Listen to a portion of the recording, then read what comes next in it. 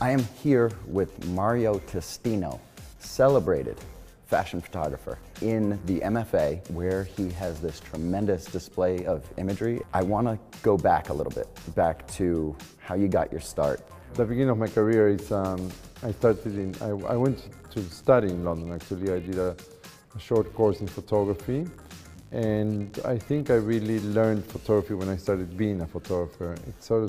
Photography seems to be one of those professions that it's hard to learn because you only learn through your mistakes. You can't really learn it through theory. I mean, it's not something that I would say about medicine, because can you imagine them learning through their mistakes? Wouldn't be a good idea. But in photography, you have to go trial and error sort of thing, and that's how you really learn it. Well, I see that in your work too. It's spontaneous and creative, and you can tell there's a lot of decisions made right at the time, right when you're shooting. And there must be a tremendous amount of creativity, or at least experience, behind doing some stuff like that. I've tried to do this exhibition in a way that shows the different aspects of my work, because being Peruvian and having moved to London and then working for America, France, Italy, it was important to sort of find different ways of communicating what I wanted to do.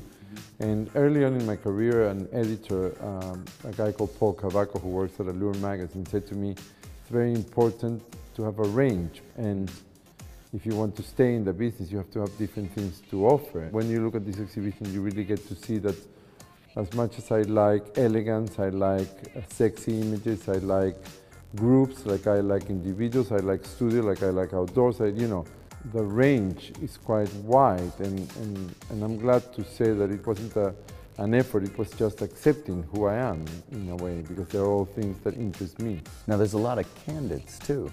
How do you get that? Seems like you're always in the right place at the right time. Exactly. Well, you see, when I was young, I used to take the bus to school, and often I would say to the person that was sitting next to me, look at that.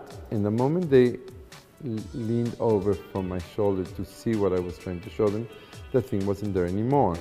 And I used to think, well, fashion photography or photography has an amazing thing that with a thousandth of a second you can capture something. So it doesn't need to be that still. And it's true that if you make it look like it's a moment that didn't exist before and couldn't exist any other time, it'll be more magical than something that's been sitting there for 10 hours.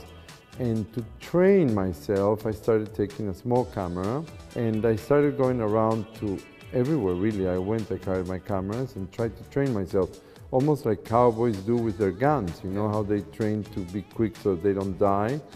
I sort of trained to be quick with the camera that way, and those are the images that I've sort of presented here in a small format. And then they've influenced my other work, you know, they've made my other work looser. Well, you definitely see that. There's a lot of your personality in these images, and I always say a good photo says as much about the photographer as it does about the subject in the photo. Well, early on in my career, another editor said to me, Tony Goodman from American Vogue, she said, you know, sometimes the models come into the studio, and at that time we had Chrissy Turlington, Cindy Crawford, Gloria Schiffer, Linda Evangelista, Naomi Campbell, Kate Moss, and so she said, well, when they come to the studio, the photograph, unless you do something new and different, the photograph is theirs, it's not you.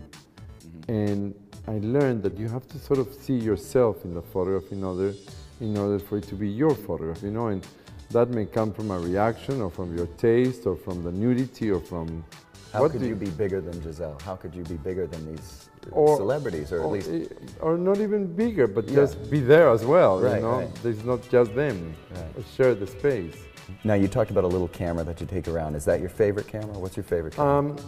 You know, I'm pretty useless with cameras, to be honest. And really? Yeah, and only after I've been... It doesn't look like it. No, right. It's just that I'm, you know, I think I'm like if I could compare myself to a film director, where they never hold the cameras, they just direct the whole thing. And I became a photographer because I like fashion, really. My drive was, I guess, women in clothes. But I find that the thing that's kept me in the business all this time, and that maybe has kept people interested, is that I don't believe in rules, you know? You might be one thing for 10 years, but if tomorrow you want to be something else, why not?